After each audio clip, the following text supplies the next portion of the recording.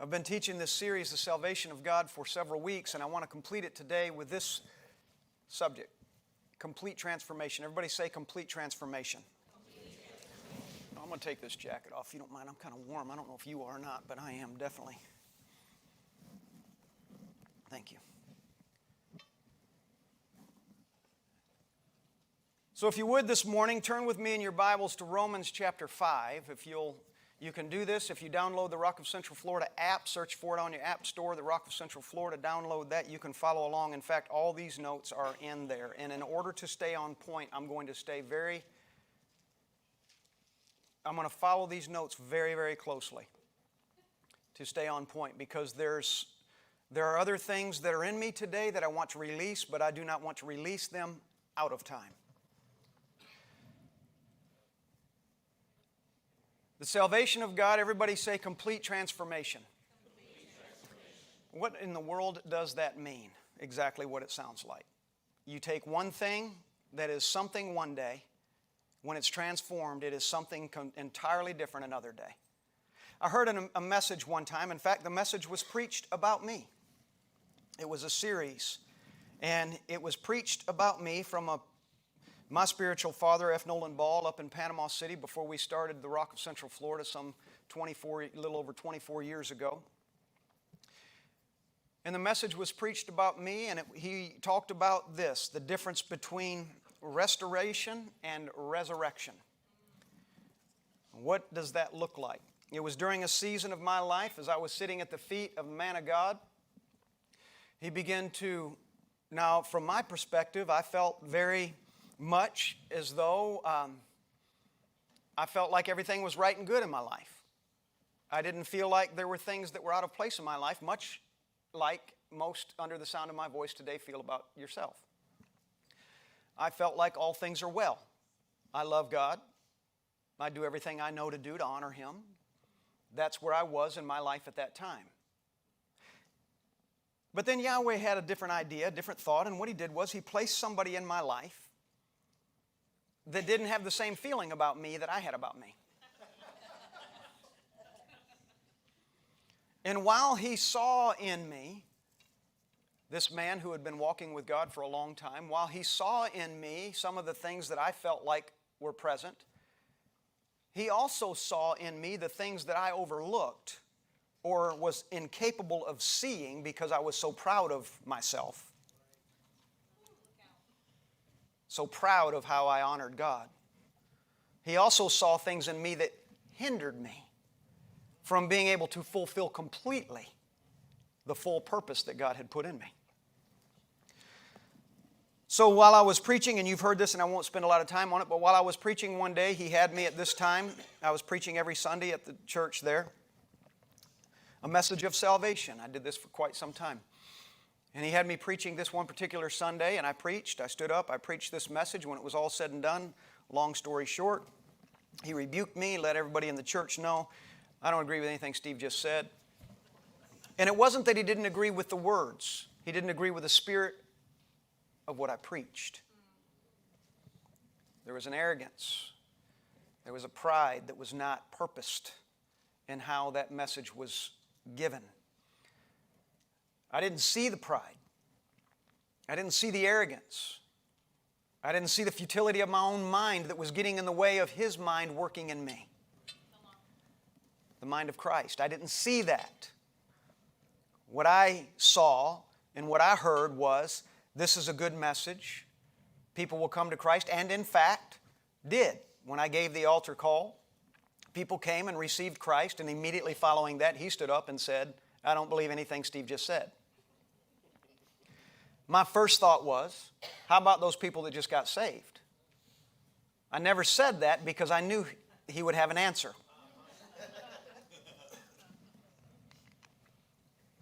And I left mad that day. And I left mad the next week. And I left mad the week after that. And the week after that, and the week after that, and time went on. And I left mad every week. I went to church mad. I left mad. He would preach something, and I thought, if he can do it to me, I'll do it to him. He would preach something, and in my own head, I would be saying, well, I don't believe that. I don't believe that. smart aleck. I don't believe that. But see, I position my heart and mind and soul to be in contest, to be contrary to the change in the work that God wanted to do in my heart. I'd positioned myself because I thought too highly of myself. I'd positioned myself to disagree with what I should have been agreeing with, and agree with what I should have been disagreeing with. I was agreeing with me when I should have been agreeing with the work Holy Spirit was trying to do in me, using this particular person to bring those things to light in my life. So, time went on, long time went on, and then there was a day that he knew, even before I knew. I found myself more and more beginning to understand the things that he was preaching, the things that he was saying. I found myself more and more as months went into over 3 years. I found myself more and more getting it, understanding, making a draw, making sense. And I began to see these things as I would receive them. Suddenly I began to see them change me. And I would realize, man, I'm actually being changed. This that I have rejected because I didn't like it has suddenly begun to change me and make me better. And as I begin to realize that that's actually the purpose of God, is not to leave us the same way, but to make us better. The purpose of God isn't for you and me, you or I, to arrive on a Sunday morning for a service and to leave in the same condition with the same mind that we arrived with. The purpose of God is that when we come together, the Word of God begins to prick the places in our lives that we find pride in. The purpose of God is that He begins to move and breathe into these places that might hinder us from walking in the fullness of what He's called us to, even if with our own eyes we don't see it. So I remember vividly, and my wife will too, and Gaston will because he was there that day. But I remember Apostle Paul standing up in that platform, and when he began to speak, he said, I'm going to teach today on this thought, the difference between restoration and resurrection. And as he began to speak, he began to talk about how if you take something and all you do is restore it, it is simply the same thing that looks better. But the bones of it are the same. Restoration still has within it a measure of its old self. But when something is resurrected, it has to die. Quit functioning, quit thinking, quit operating, quit believing I have all the answers. When something dies, it stops talking. It stops arguing. It stops pushing back. When something dies and accepts that death was necessary for something else, what comes out of that tomb, that Lazarus that comes forth, is nothing like that Lazarus that went in. That Christ that came out of the grave was nothing like the Christ that went into it. When something is resurrected, it comes forth with greater power, greater authority, dominion, greater understanding. So he preached all about this. It was beautiful. It was an incredible message. The whole time he's preaching that, I'm thinking to myself, man, I wish that were me, because I need to be resurrected, because right now I'm feeling like I'm being restored but not resurrected. And then suddenly it hit. And he said, today, this whole message, I'm talking about my son, Steve Parker. He said, would you join me on this pulpit, this platform? Immediately, I lost all color. My heart, I'm certain, stopped beating. I was terrified because I remember what he did last time. He said, join me on the platform.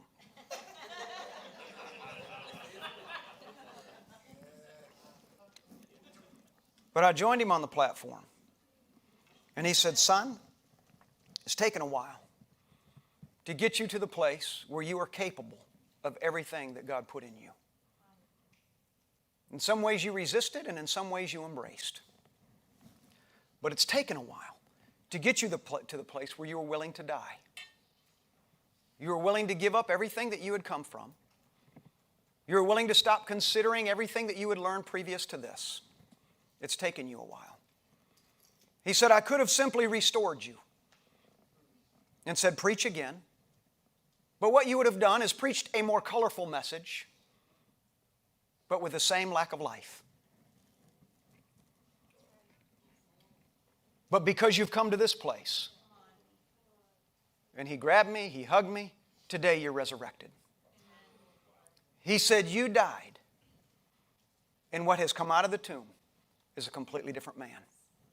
Your message will never be the same. You'll never see things the way that you did before, and you'll never do things the same way again. And you know what? It's true. Maybe not to you because you didn't know me before, most of you. But you wouldn't have liked. Maybe you would have.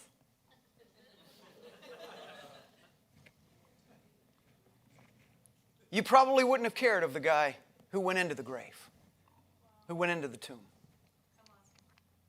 who went in feeling pretty good about himself, who went in feeling like, what can they teach me?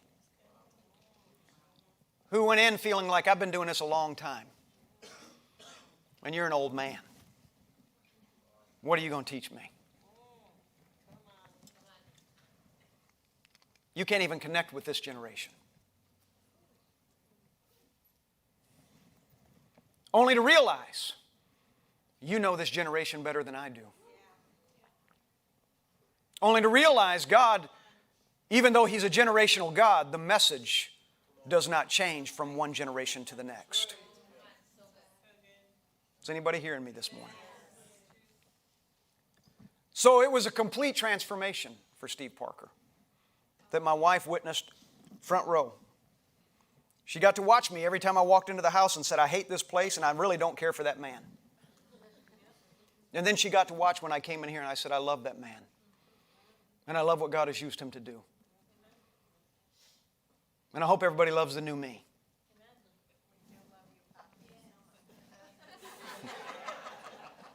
Three people love me.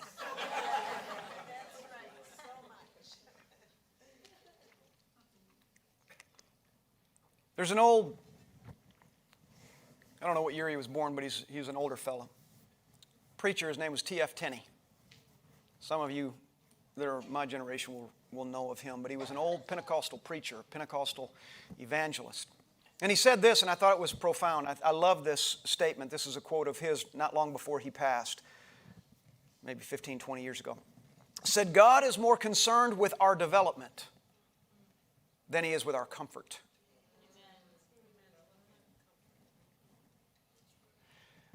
God is more concerned with our development than He is with our comfort. While we, on the other hand, are more concerned with our comfort most of the time than we are with our development.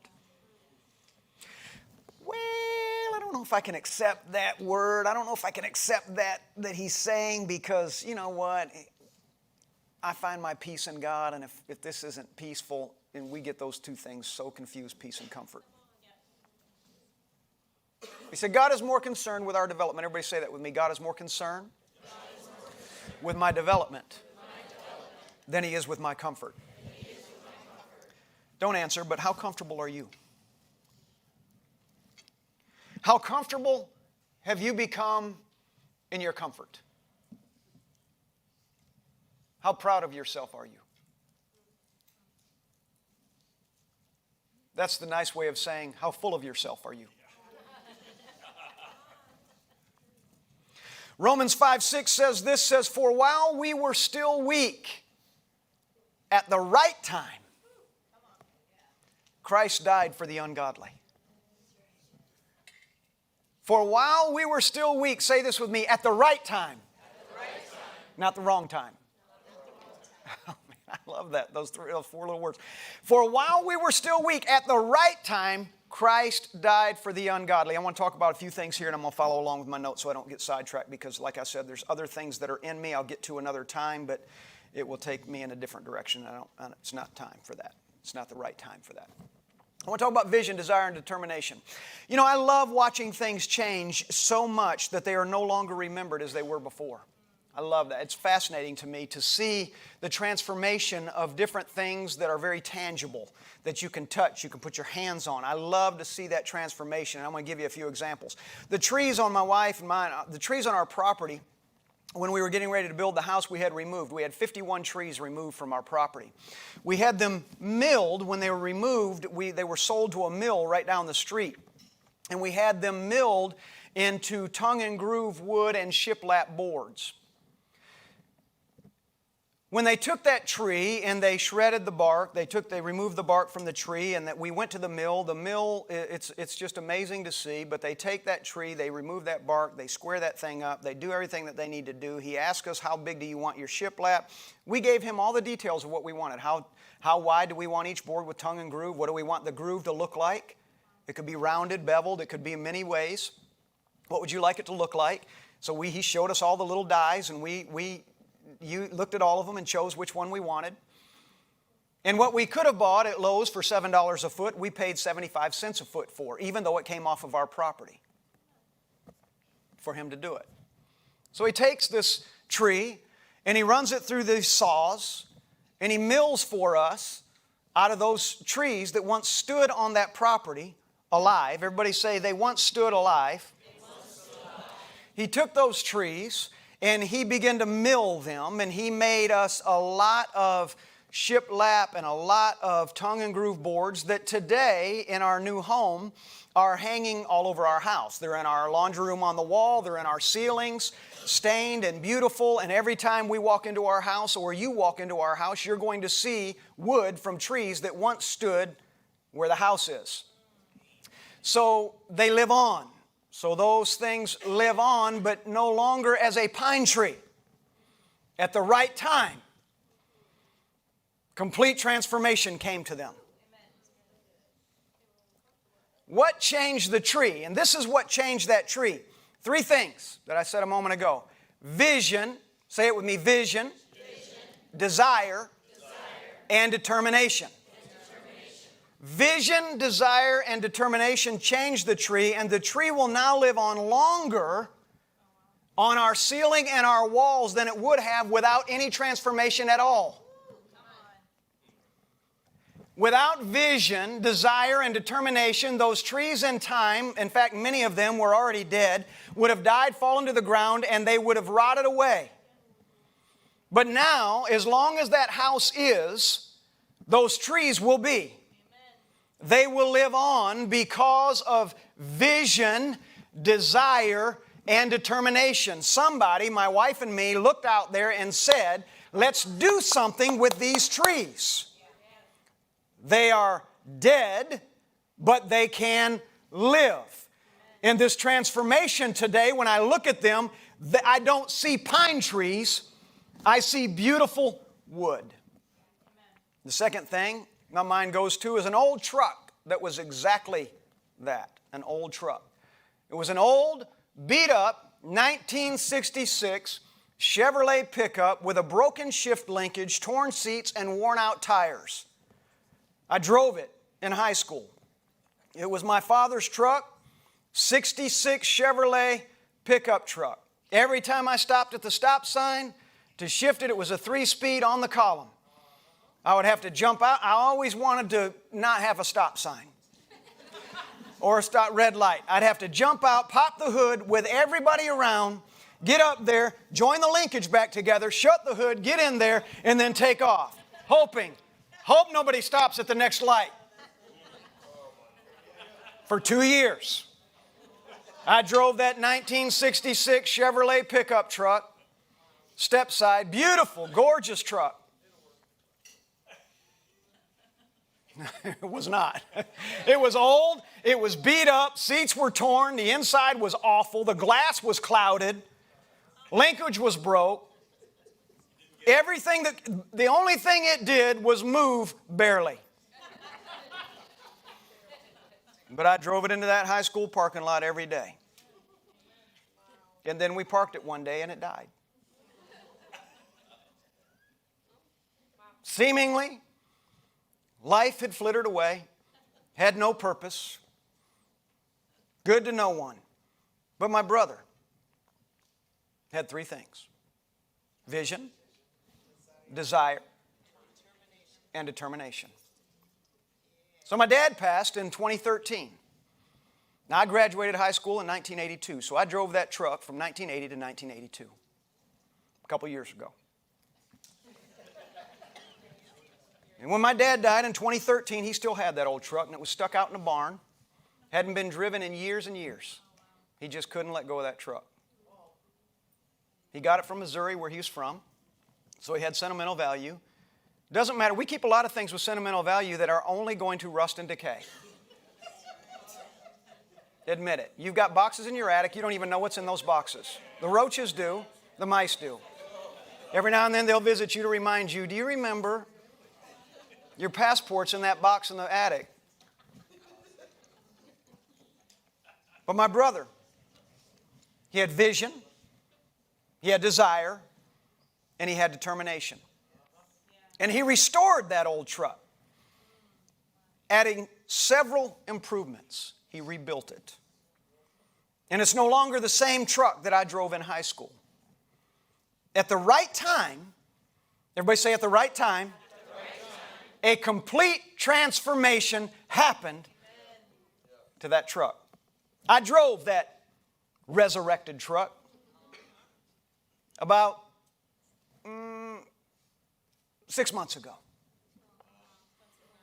I went up where my brother lives. We had to be up there for something. And I got up there to where my brother lives, and he said, I want to show you something. So Kim and I pulled over into a Tim Hortons coffee shop. Great coffee, by the way. Not as good as Nations.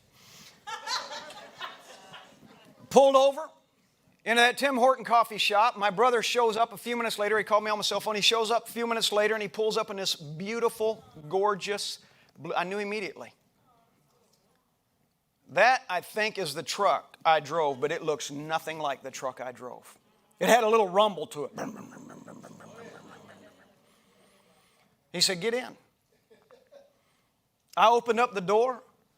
The seats, sweet. White vinyl, just like it would have been off the showroom 50-some years ago. I've got pictures.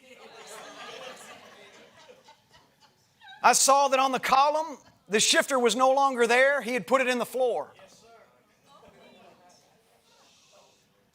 He added a nice stereo on the dashboard. Mirrors were all fixed, not broken. I got in that. He said, you want to drive it? Yeah. He gave me the keys.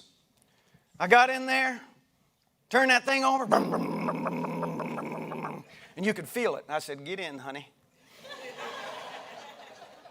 Got a picture of both of us sitting there in front of a coffee shop. She sits beside me, and that old truck, you can slide all the way over. Get on over here, honey.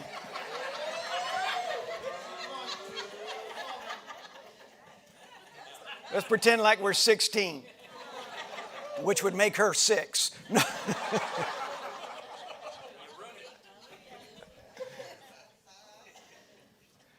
I turn that thing on, I'm sitting there. Now he said, now be careful.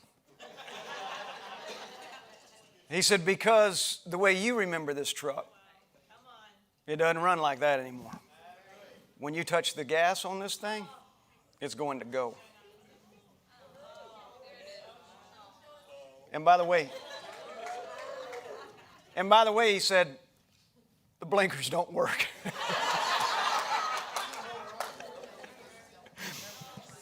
I pull that thing out of that Tim Hortons coffee shop. Me and my wife. I'm waiting for an opening. Man, I touched that gas. That all it wanted to do was peel out. All I wanted to do was let it peel out.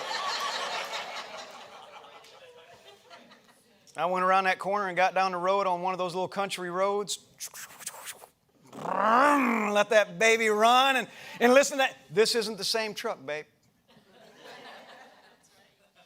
I didn't have to stop, fix the linkage. I didn't worry about tires blowing out. They were beautiful. He had got some nice rims on that thing. Painted that thing fresh, smelled so good. It's beautiful. In fact, if you're watching right now, I want that truck. Don't sell that truck.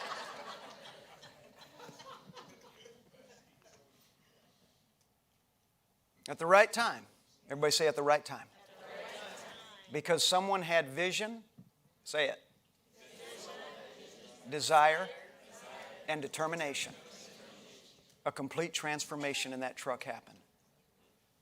Vision, desire. That truck will now live on longer than it would have if transformation had not come. And then I want to tell you about a bed and a pallet. Was cast off in the trash somewhere, I don't know where, but somewhere a headboard and a footboard and an old pallet was cast off because someone thought it doesn't have any useful purpose anymore. But then one of my sons, Matt Hoffman, found that headboard, that footboard, and that pallet.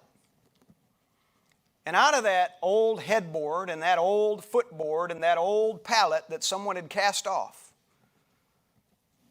Matt made Kim and me the most beautiful bench from that old headboard, that old footboard, and that pallet that was disposed of by someone else.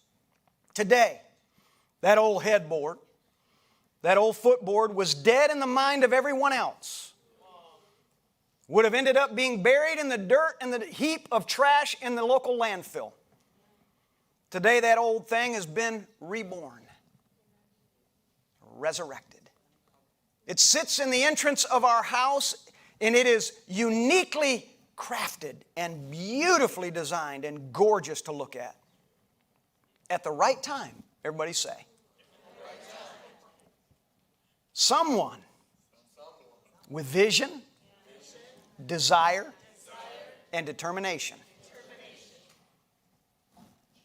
brought life back to what was dead. What changed in that bed and the pallet? The bed and the pallet will now live on longer than it ever would have had Matt just driven on by. If someone else cast it off, why would I give it any attention? If it isn't important to anyone else, why would it be important to me? On its own accord, the headboard can't say to the footboard and the footboard to the pallet, let's live again. The headboard and the footboard and the pallet depended on somebody with vision, desire, and determination to give it life. It needed somebody with movement in their digits to be able to sand it, paint it, strip it, take the nails out, so that it could live on longer than it ever would have had transformation not come. Again, I bring you to Romans chapter 5, verse 6 says, "For while we were still weak at the right time," everybody say at the right time. While we were still weak at the right time, Christ died for the ungodly. So when is the right time? While we were still weak, without the power to become what we were destined to be. Weak means whatever place we find ourselves in, that we no longer lack the power, the faith, the passion, the vision, the desire, or the determination to become what we were meant to be. Three things I want to speak to that identifies each of these stories that I shared and makes them uniquely different and yet united in the same Spirit. The first thing I want to address is one being visibly strong. Were the trees weak? I ask. Not visibly.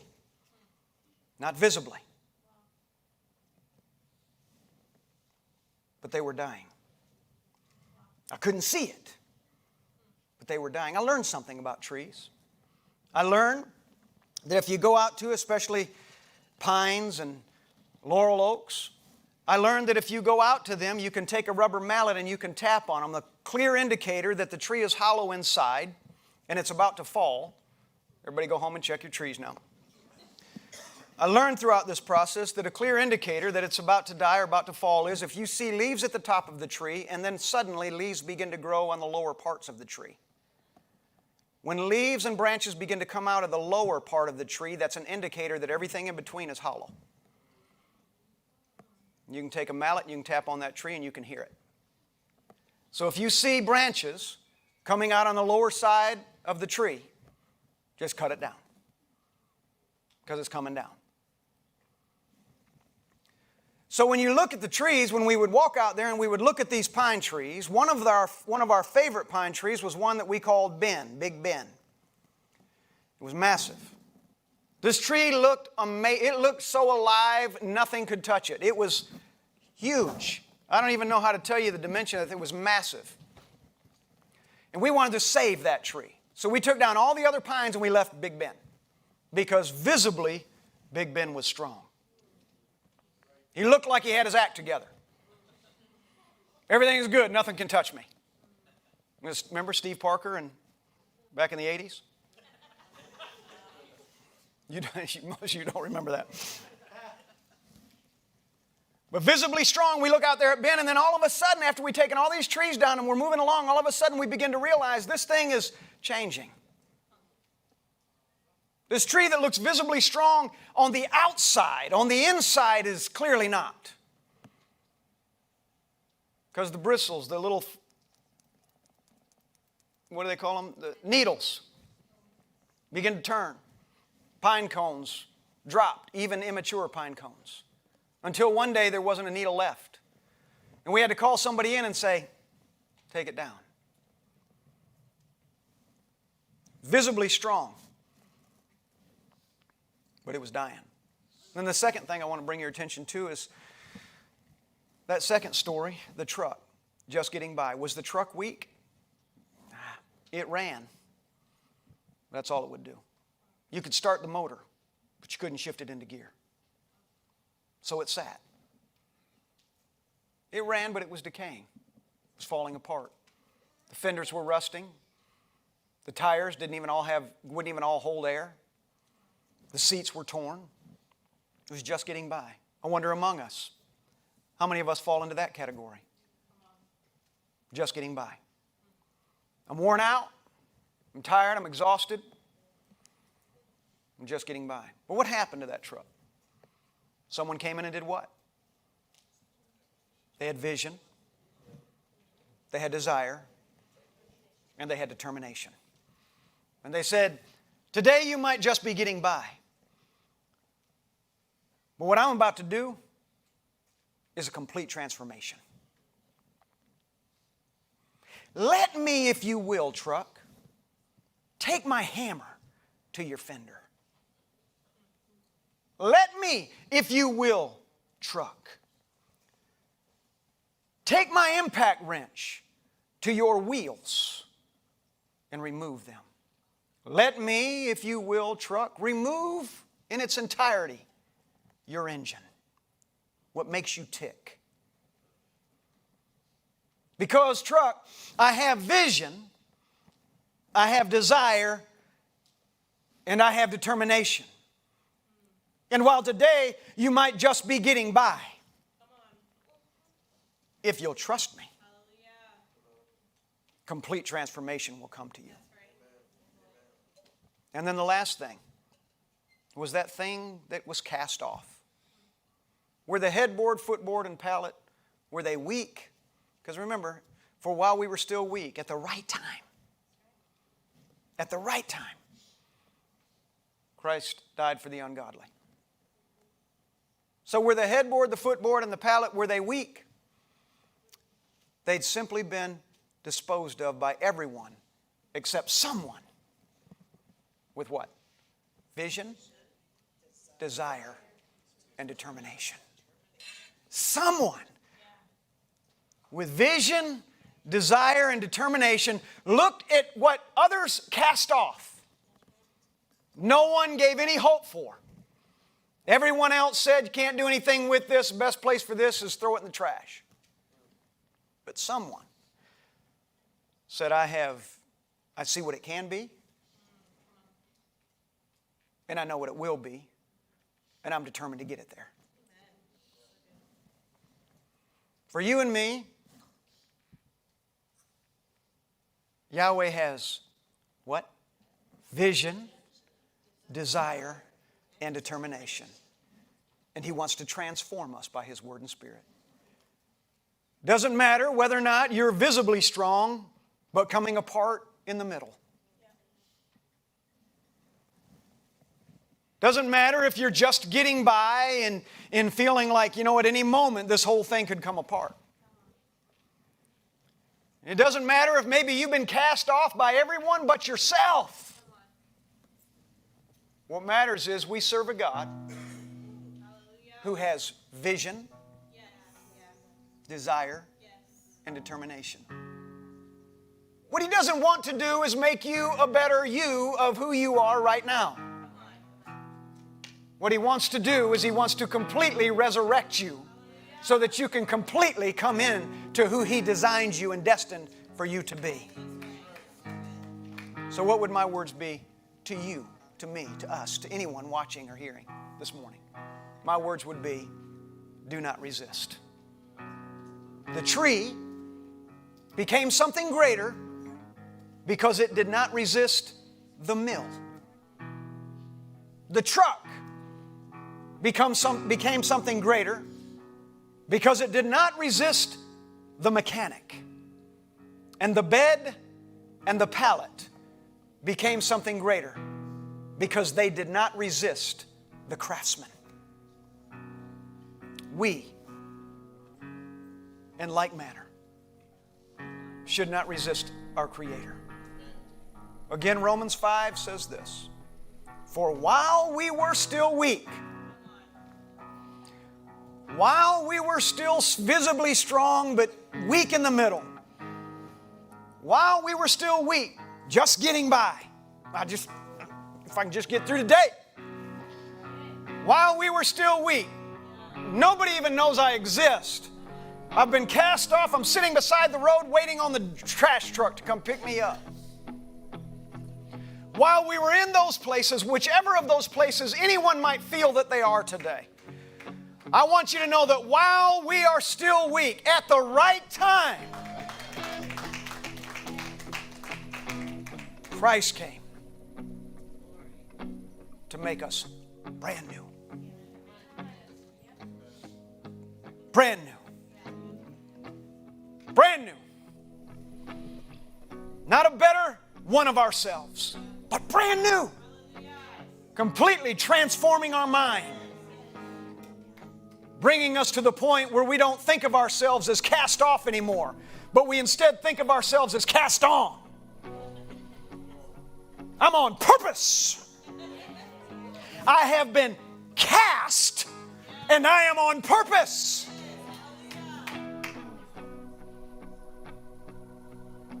No longer looking at ourselves as visibly strong, but internally weak. We see our strength. We find our strength not in our own ability, not because we can do this or we can do that good, but we're strong because of what He puts in us, and our confidence and our faith is in Him. Does anyone hear me this morning?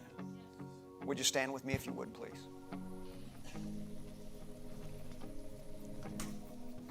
So I don't know where you fall today. I don't know if you're the tree, the truck, or the bed and the pallet. I don't know if you're visibly strong but internally weak. I don't know if you're just getting by, and I don't know if you feel cast off. I don't know the answers to those for anybody in this room. The only person I can answer that about is Steve Parker. But this is a question, or this is an answer I can give to everybody with a question in this room. And that is Jesus Christ is the answer for all of those things. No matter how you may define yourself, He doesn't define you like that. You're all strong to Him. He has vision for you. He has desire. He desires to completely renew your mind, to totally change you, to totally transform you. And He is determined to do it. He's so determined. The Father was so determined, He sent His only Son so that you could know Him. He said, I'm going to hold nothing back if I have it. When my kids come to me and they recognize me and they say, I love you so much. If I have it, they have it. So if in this room this morning there's somebody that will say, Steve Parker, you know what? I'm one of those things. I'm visibly strong on the outside. Everybody looks at me and they think, woo, got it together. But inside, man, nothing's attached. You might be one that says, man, I'm just getting by. I'm barely getting by. I've gotten my eyes set on all the wrong things. Whatever. And you might feel like one that's just been completely cast off. You're on your own. You're trying to steer the boat and you're trying to row the boat. You realize you can't do them both.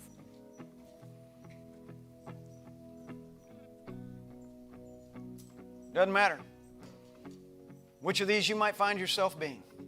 But if you're any of these, I want to tell you something today. There is a God full of vision, full of desire. And He is determined this morning to resurrect you.